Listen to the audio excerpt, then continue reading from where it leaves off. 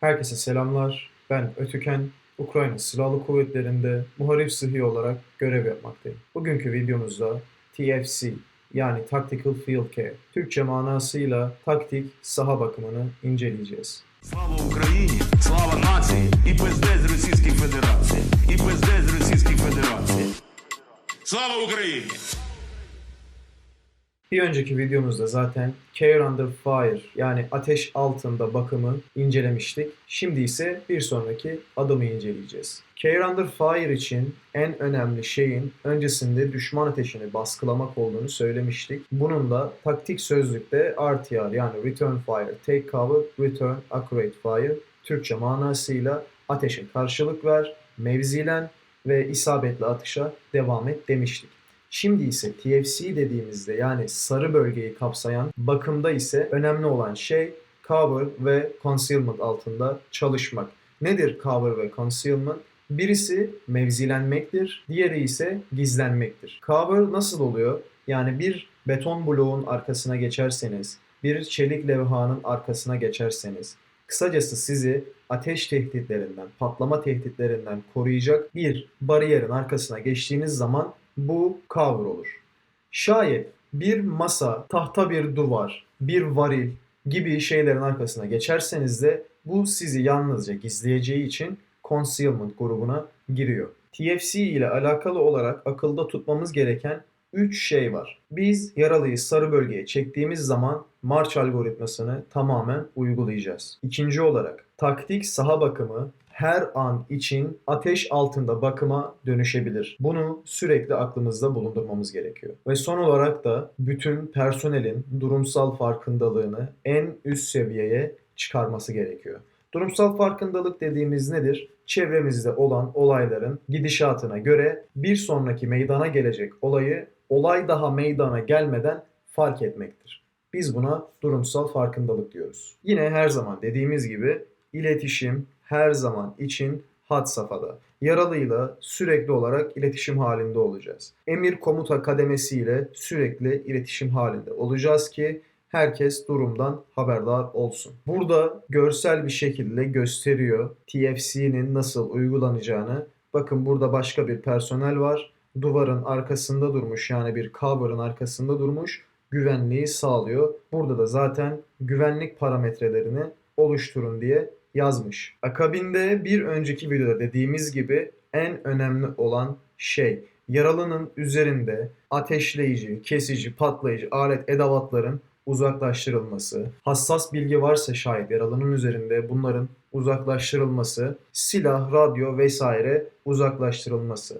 Çünkü yaralı her zaman dediğimiz gibi girmiş olduğu travmatik şokun etkisiyle ne yaptığının farkında olamayabilir. Şimdi biz sürekli IFAK diyoruz, JFAK diyoruz. Yani geliştirilmiş ilk yardım kiti vesaire diyoruz. Bunu biz neden sürekli vurguluyoruz? Çünkü her personel kendi IFAK'ini taşımakla mükelleftir. Biz çıkıp da yaralı bir personel için kendi IFAK'imizdeki malzemeleri kullanmıyoruz. Dolayısıyla ben bir combat medic, bir muharip sıhhiye olarak dahi kendi üzerimdeki malzemeleri kullanmıyorum. CLS çantamdaki malzemeleri dahi ilk olarak kullanmıyorum. Öncelikle yapmamız gereken şey yaralının kendi IFAK'ini kullanmak. Ve tabi bu süre zarfında da limitli kaynağımız olduğunu asla unutmamamız gerekiyor. Çünkü cephe hattındayız, savaş ortamındayız. Kimse gelip bize medikal malzeme desteği sunmayacak. Elimizde ne varsa o. Şimdi bugüne kadar hep marş algoritması dedik. Ancak bu marşın haricinde biz TFC'yi uygularken burada pause adımları da var. Yani marşı zaten artık hepiniz az çok biliyorsunuz.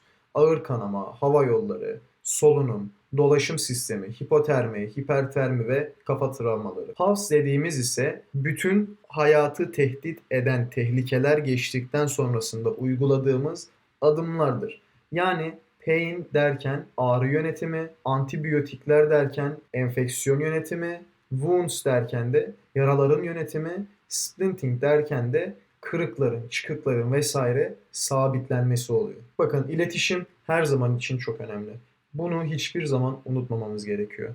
Burada diyor, yaralıyla iletişim kurun. İlk yardımcıyla, ilk temas eden kişiyle, diğer medikal personellerle, taktik lider kadrosuyla iletişim kurun. Yani takım komutanı, tim lideri vesaire. Biz yaralıyı sarı bölgeye çektik. Ona marş algoritmasının bütün adımlarını uyguladık. Akabinde pause uyguladık. Sonra ne yapmamız lazım? Biz yine emir komutayla iletişim sağlıyoruz. Akabinde bir medivac talebi gerçekleştiriyoruz. Buna göre de bize tahliye aracı gönderiliyor. Tabi burada medivac derken bir de kazevac var. Bunun da altını çizmek isterim. Kazevac yaralıyı cephe hattından çıkarmaktır. Medivac ise yaralıya tıbbi açıdan destek sağlayarak evakuasyon sağlamaktır. Biz bunlar yapıldıktan sonrasında yani medivac talebi yaptıktan sonrasında da bütün dünyada, bütün NATO ordularında geçerli olan bir MIS raporu var. Bu raporu da doldurmamız gerekiyor.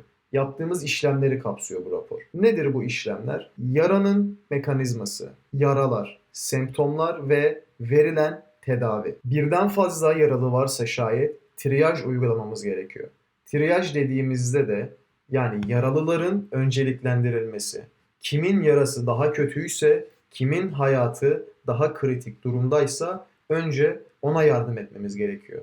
Ve bu triyaj kararını sahada yalnızca muharip sıhhiye yani CMC, Combat Medic Causman verebiliyor arkadaşlar. Başka hiç kimse bu kararı veremez. Burada da triyajın önceliklendirilmesine göre bir örnek verilmiş rehber içerisinde. Şayet bir ağır kanama varsa birinci önceliğe sahiptir. Hava yolu bozukluğu varsa bu ikinci önceliktir. Solunum yollarında bir problem varsa üçüncü önceliktir. Dördüncü öncelik olarak ise mental problemler yaşayan yani travmatik şokun etkisiyle artık PTSD mi dersiniz, anksiyete mi dersiniz yaşayan askerdir dördüncü öncelik.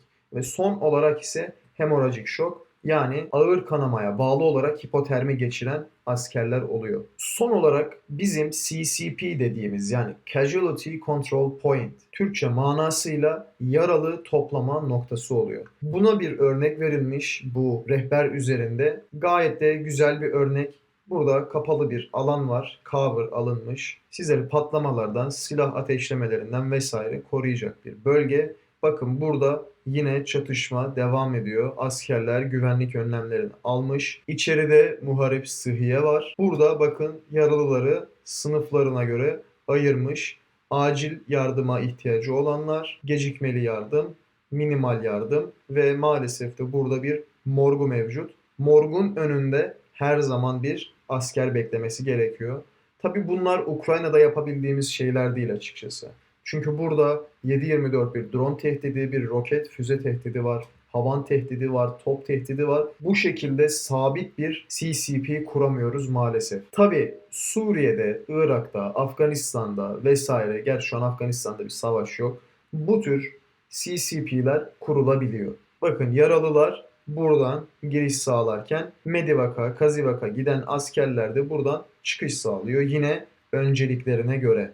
Şimdi ben yine bu TFC konusunu da bir video ile örneklendirmek istiyorum. Bu videoda ise gerçek bir olay var. Bu olayda da neler olacağını birazdan göreceğiz. Şimdi videoda yine bir yaralı var. Yaralıya toplu bir şekilde acemi askerlerle beraber maalesef müdahale ediyoruz. İzleyelim, incelemelerimizi gerçekleştirelim. Bir bacak yaralanması var. O bacak yaralanmasına müdahale ediliyor burada bu arada.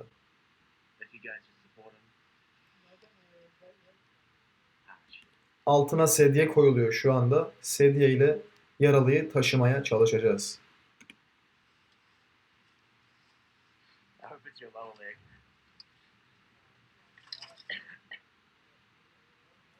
Bakın silahını almışlar, uzaklaştırmışlar, ayak ucuna koymuşlar ki bize ulaşıp sağa sola çevresine zarar vermesin.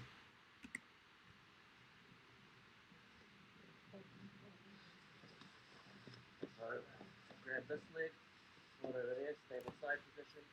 Tuck it like under his arse, like as much as you can. Yeah. And then finger it up. Yeah. Bu arada videoyu böldüğüm için tekrardan özür dilerim. Videoyu kaydeden arkadaşımız Oxide, kendisi Yeni Zelandalı bir arkadaşımız. Maalesef Nisan ayında hayatını kaybetti cephede savaşırken. Buradan kendisini tekrardan yad etmek istiyorum. Umarım daha iyi bir yerdedir şu anda. Kendisi çok iyi bir insandı. Huzur içinde uyusun. Alright, and then roll him onto his back.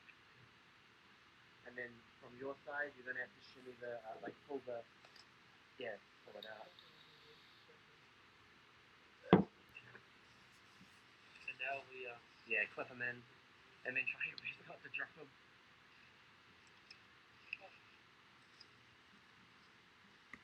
Bakın ayağında bir kırık meydana geldi. Kırığı sabitlemişiz orada. Splinting. Yani atel kullanarak, bandaj kullanarak ayağını sabitlemişiz orada.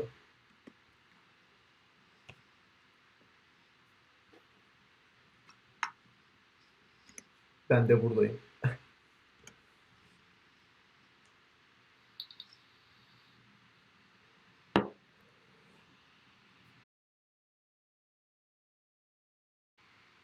That would have been fun.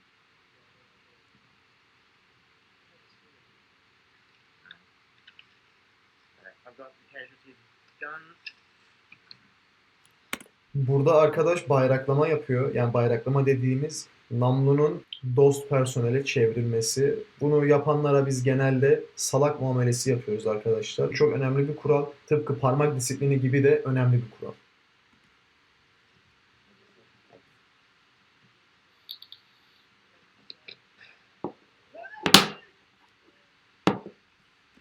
Tam duyulmadı.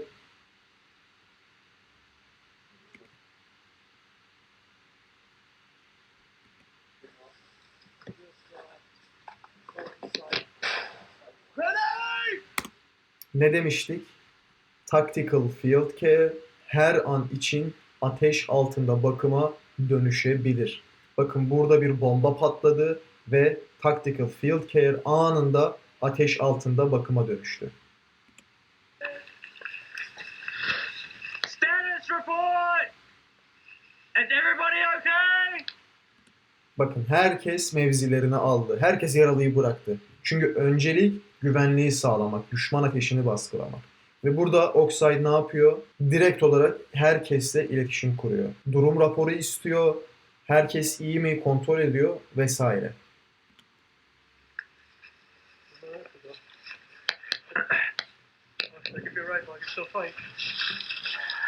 Maybe. Oh, it's so light. Oh my god. Oh.